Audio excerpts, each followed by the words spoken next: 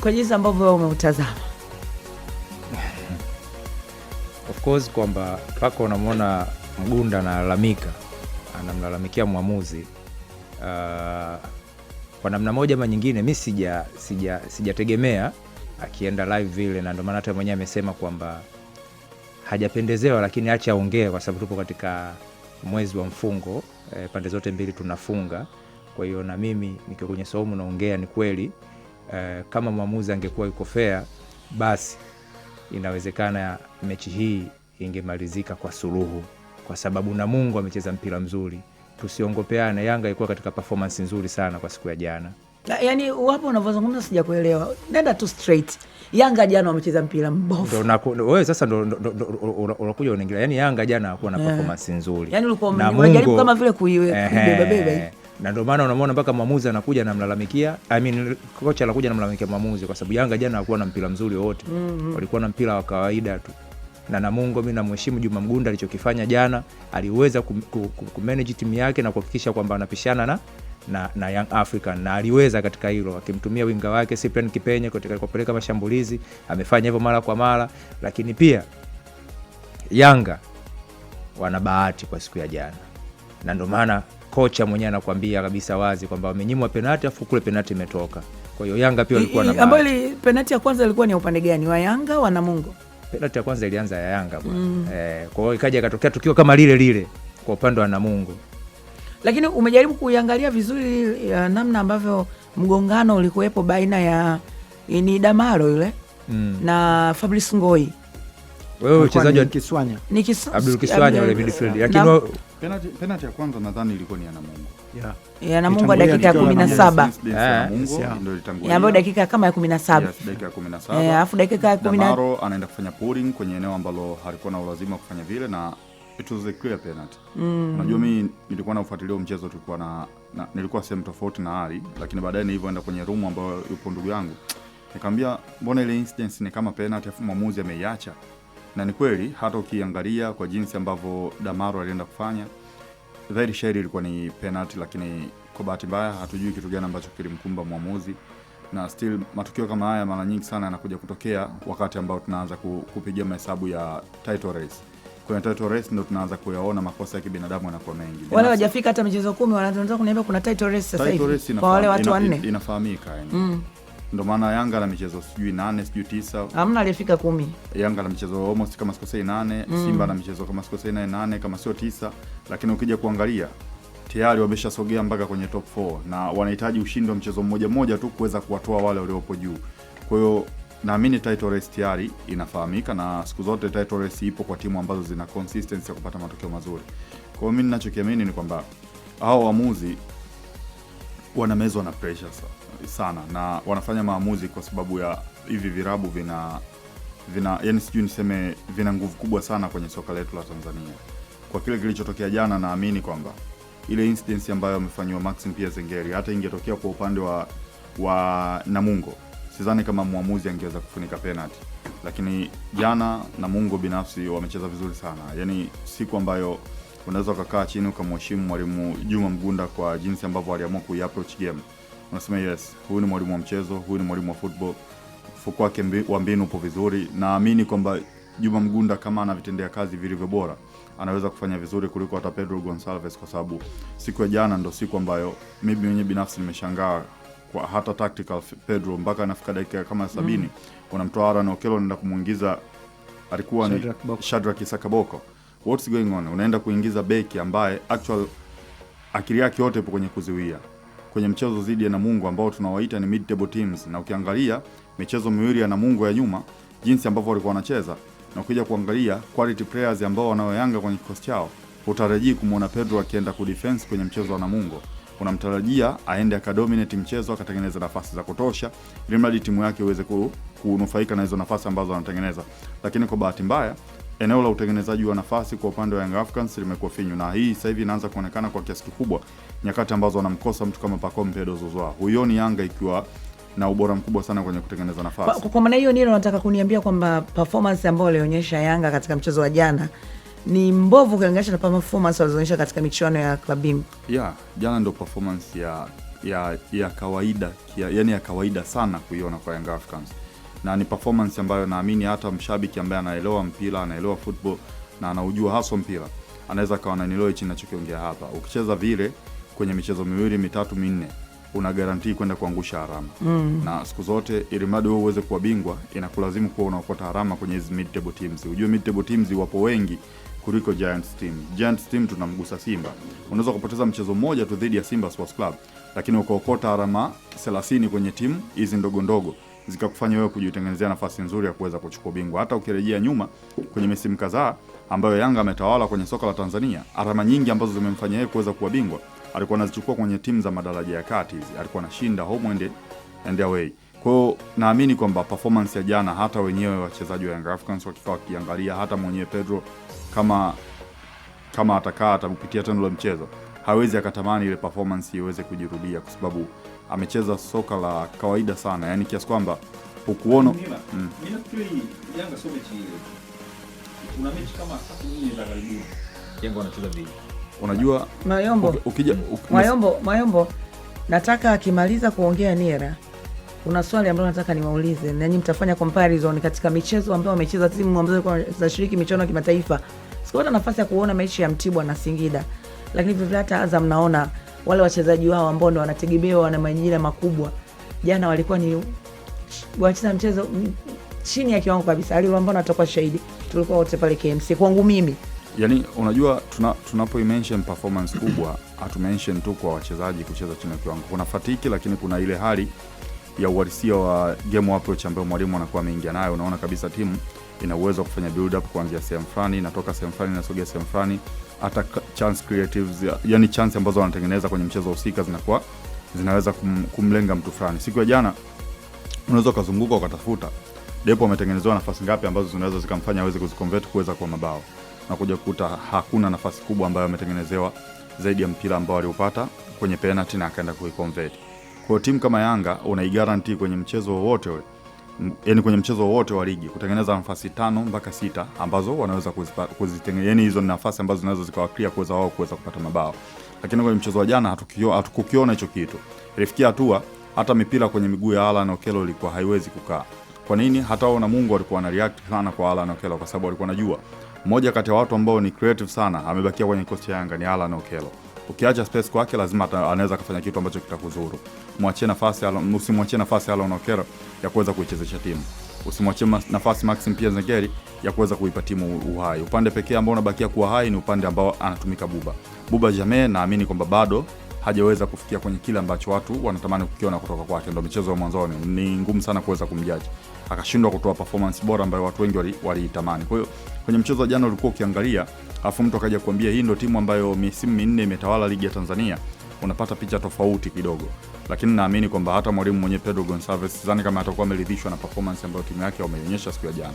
Unajua ukirudia mchezo wa Yanga dhidi ya JS Kabylie, jinsi ambavyo walikuwa wanacheza, jinsi ambavyo walikuwa wanatengeneza nafasi, na ni mchezo ambao ulikuwa open sana kama mchezo wa jana na Mungo, kwa sababu jana na Mungo walikuwa wanafanya tu mid block, hawajafanya rob block, hawakuwa wameweka sana basi kwao, walikuwa wanakubali kutoka chini kuja kushambulia. Kwa hiyo kwenye mchezo ambao tunaweza kupishana, kama unashindwa kutengeneza nafasi kwenye michezo ya design hiyo, unahitaji, yani kuna muda unaweza kusema unahitaji maombi sana ili madi uweze kubadilika. Mwanzoni tuliona kama Pedro amekuja na 40 wa kuitibu Yanga, lakini kadri siku zinavyozidi kwenda naanza kumuona kama amekuwa ni kocha ambaye ana hali fulani ya hofu ya kupoteza mchezo. Kwa mechi chache tu ambazo za ligi. Yes, naanza kumuona ni kama mwalimu ambaye ana hofu sana ya kupoteza michezo. Yaani kwa jinsi ambavyo anazi approach game. Rejea michezo yote ambayo hata michezo yake ya kimataifa. Ujue alikuwa anaamini sana kuingia na defensive minded players wengi kwenye michezo ambayo inamhitajia kupata matokeo. Na tulikuwa tunajaribu kuihesabu ile michezo ambayo alikuwa inamlazimu kwenda kucheza na back 5. Pasipo tu mchezo wenyewe kuona uhitaji wa kucheza na back 5. Kwa mfano kama mchezo dhidi ya Ahly akiwa nyumbani. Sio mchezo ambao unakuhitaji kwenda kucheza na back 5, kwa sababu ni mchezo ambao unahitaji kupata matokeo mazuri na una advantage ya kuwa nyumbani ujue. Kwa hiyo kuna muda unajiuliza kwa nini anakuwa muoga kiasi hichi. Ni michezo ya kawaida. Mchezo wa jana second half inamlazimu tena kuingia kucheza na back 5. Kwa nini back 5? Wakati una wachezaji ambao wana quality kubwa, una wachezaji ambao wamesajiliwa kwa pesa nyingi, wanaweza kwenda kufanya vitu vitokee. Kwa kama unashindwa kuishi na wachezaji wenye quality kubwa, Kama unashindwa kuifanya Yanga ikaflow kama Yanga ambayo ilikuwa inacheza chini ya Miguel Gamondi, kuna changamoto kubwa sana. Kama ile performance ya jana itaendelea, naamini hawamalizi michezo 5 pasipo kuangusha alama. Haya, Nira naamini michezo 5 ya Yanga wakiendelea vile watadondosha alama. Bado na maswali mengi yale ambao hajaongea, Mwayombo hajaongea. Thomas, na wewe ulikuwa hujamaliza au unataka kuujazia nyama? Twende mbele. Sawa. Mchezo wa pili, bahati nzuri tulikuwa wote KMC Complex Aliwambano. Kulikuwa na makosa ya kibinadamu? Yes, yalikuwepo, lakini unaweza kusema kwamba ni makosa ya kibinadamu ambayo hayakwenda kuathiri mchezo moja kwa moja. Kwa maana muda ulikuwa unaona KMC walikuwa wanastahili kupata favor kwa maana kwamba haikuwa offside, na line alikuwa ananyosha mikono kwa maana kwamba ni offside. Lakini ilikuwa nafasi nzuri ya KMC kupata tagoli. Lakini mpira, bahati mbaya kwa KMC, mpira wa kulenga lango. Lakini haikustahili kuweza kuwa offside. Kwa hiyo ni baadhi ya matukio ambayo yanatokea, na ukiangalia pia kwenye na mechi, nataka tu tujibu hii makosa ya kibinadamu afu utakuja sasa kwenye uchambuzi. Mechi ya Simba na Tanzania Prisons na Simba kulikuwa na makosa ya kibinadamu? Binafsi sikuona. Wewe uko na makosa ya kibinadamu? Nyinyi wengine ukitazama hiyo game? Nimetazama. Au ulikuwa unaangalia Arsenal yako? Nilikuwa naangalia zote mbili mimi na ndugu yangu. Utapata makengeza Yalikuwepo makosa ya kibinadamu. Yalikuwa sehemu gani? Penalty ya Shomari Kapombe. Penalty ya Shomari Kapombe kama kawaida. Haikuwa penalty. Sawa. Ali Luambano, tuzungumzie mchezo wa Yanga. Mimi nataka nikujumuishie performance ya timu hizi ambazo jana zimecheza viporo. Binafsi mimi nimeona mpira mbovu kwa timu zote zilizocheza jana. Yaani ni vile tu walicheza na timu ambazo uwezo wao lakini ingekuwa ni timu zile ambazo tunaziweka kwenye madaraja fulani hivi yale. JKT, nikupe mfano wa JKT. Ingekuwa ni timu ambazo zimecheza kwa mfano na JKT, kuna mkubwa mmoja jana angedondosha alama tena asubuhi sana kutokana na performance ya Yanga. Ndio yani mpaka nilikuwa nauliza yule mchezaji mpya ambaye amesajiliwa dakika za mwishoni, naelekezwa ni yule ameweka nani hapa, amefunga mchezaji wa Kiali. Nakusahau sana mwanangu, sio imekuwaje tena fundi. Yani mpira mbovu, yani sikuona ile ladha ya mechi zile ambazo zimechezwa jana. Sasa Ali Luambano, tukianzia na mechi yenye makosa ya kibinadamu ambayo Yanga wamenufaika, alafu ingiza na mechi zile ambazo zimechezwa zote kwa pamoja, performance umtaje Azam humo, Jumlisha Singida na Mnyama vile vile.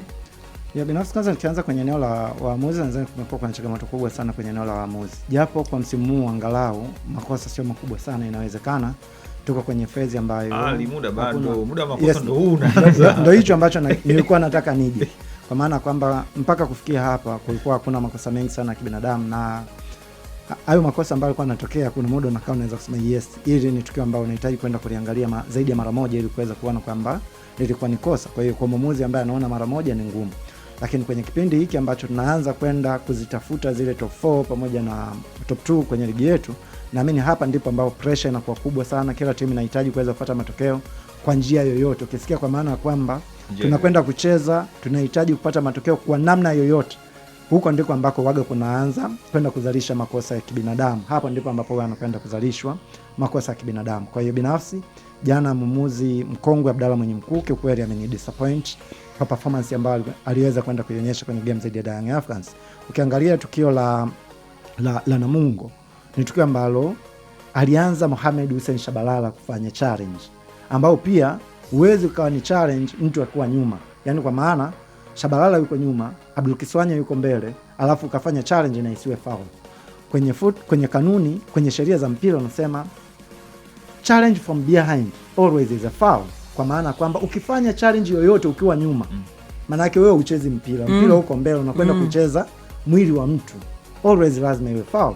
Alianza Shabalala akashindwa, akaja Mohamed Damalo naye pia alifanya challenge kwa kuweka mkono juu ya mwili wa Kiswanya akiwa kwenye 18, ambao pia ilikuwa ni foul.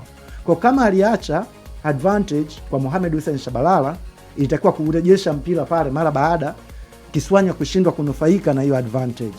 Maana yake itakiwa aweze kwenda kurejesha mpira kwenye foul, wapige foul sehemu ambayo Shabalala alianza kufanya foul. Na kwenye football nasema huwa tuna hukumu tukio la kwanza. Tukio la kwanza ni lipi? Tukio la kwanza challenge ilianza kwa nani? Kwa Mohamed Hussein Shabalala, sehemu ambayo itakiwa mwamuzi aweke foul. Kwa matukio mawili mwamuzi yote ameshindwa kuweza kuyaona. Tukio la kwanza la Mohamed Hussein Shabalala la kufanya challenge kwa Kiswanya, Tukio la pili ni Damaro kufanya challenge kwa Kiswanya. Matukio yote mawili mwamuzi anashindwa kuona. Sasa unaangalia nini? Waamuzi wawili, kwa maana kuna line pamoja na mwamuzi wakati yupo, wote wameshindwa kuliona tukio. Ni tukio ambalo lilikuwa linaweza kwenda kutengeneza utofauti kwenye ule mchezo. Kama mwamuzi angeweka foul, ilikuwa ni foul kwenye eneo ambalo ni nzuri sana kwa Namungo kuweza kupata bao. Kama mwamuzi angeamuru tukio la pili, maana ilikuwa ni mkwaju wa penalty ambao pia ungeweza kwenda kuwa na faida kubwa kwa Namungo kuweza kwenda kuconvert huo mpira, labda ungeweza kwenda kuwa goli. Japo kuna penalty ambazo amekosa Fabrice Ngoyi amekosa, lakini mwamuzi ilitakiwa aweze kuamuru tu kulingana na kile kitu ambacho amekiona. Lakini baada ya tukio lile, kama unakumbuka, limepita ile tukio, mwamuzi kaacha dakika chache mbele, hazijavuka dakika 10, mwamuzi anaenda kuweka penalty kwa klabu ya Yanga. Sina shaka na penalty ya klabu ya Yanga kwa kuwa aliyeenda kufanya challenge akugusa mpira wa kubadilisha uelekeo. Mara baada ya Max kugusa ule mpira ulikuwa unaenda kwenye njia ile ile. Maana yake beki, japo hatujapata engo nzuri, je, ni beki aligusa mguu wa Max? Tunaona Max anaanguka, lakini beki akugusa mpira. Ndicho kitu ambacho mimi nilikiona, lakini contact ya Max na beki sikufanikiwa kuiona kutokana na engo ya kamera ambazo zipo ndani ya uwanja ambazo zilikuwa zinaonyesha ile tukio. Lakini tafsiri ya haraka, kama uliacha tukio la Mohamed Damaro kwa Abdul Karim Kiswanya, alafu then dakika 10 mbele unakwenda kuweka penalty kama ile, tafsiri kwa wachezaji, kwa benchi la ufundi linaanza kuklik, kwa maana kwamba mwamuzi hayuko upande wetu, mwamuzi anatuonea. Kwenye football kila siku nazungumza hapa, mwamuzi anatakiwa awe na C6, kwa maana kwamba lazima awe na commitment, lazima awe na consistency, lazima awe na kuna kitu kinaitwa consistency, commitment. Nadhani nitazikumbuka zingine, lakini nyingi ujue. Lakini hiyo consistency ambao ndio muhimu hapa, ambao nazungumza, tukio ambalo la foul ambao liliamuru huku na ukalitolea adhabu, likitokea upande wa pili lazima pia uliamuru hivyo hivyo, ili kuondoa hizo double standard. Kwa nini huku alikataa, kwa nini huku amekubali? Hiyo ndio inakuja kuwa changamoto, kwa maana kwamba mchezaji anaanza kutoka mchezoni kuanza kuamini kwamba mwamuzi hayuko upande wetu. Kwa nini kule amekataa penalty yetu, huku amekuja kuweka penalty? Hata kama penalty ya Yanga ilikuwa ni clear, lakini hata pia tukio la Namungo lilikuwa ni clear. Sawa, sawa. Maelezo yako nimeelewa na imani kabisa msikilizaji ameelewa vizuri. Kwa hiyo mpango jana wa Yanga ulifeli. Inawezekana homework ya Juma Mgunda ilikuwa ni kubwa sana kwa Yanga. Na najua ndugu yangu ajiongea, nakumbuka mechi ya Yanga na Coastal ambayo ilifanyika pale Dodoma. Juma Mgunda alikuwepo kwenye bench. Inawezekana watu wakawa wanaona kwamba ni vitu vya kawaida, lakini wenzetu kuna vitu vingi sana ambavyo huwa wanakwenda kuvichukua. Kuangalia mpira kwenye TV na kuangalia mpira live ni vitu viwili tofauti. Kwenye TV unaonyeshwa mpira ulipo, ila live unaonyesha shape ya timu inavyozuia mpira ukiwa juu. Mwamuzi anaweza kuangalia wakati Yanga wanashambulia, shape yao ya kiulinzi inakuwa vipi. Nazungumza hapa defense yao iko vipi, mimi naweza kunufaika vipi ni kupora mpira kwenye eneo letu. Alishikilia hapo, niko na mwakilishi kwenye line ya simu. Halo, habari yako? Salama, habari ya wewe? Nzuri sana. Mimi naitwa Rehema Nangu kutoka Bongo FM. Unaitwa nani na uko wapi? Niko Loliondo Toiri Juma hapa. Habari za Loliondo?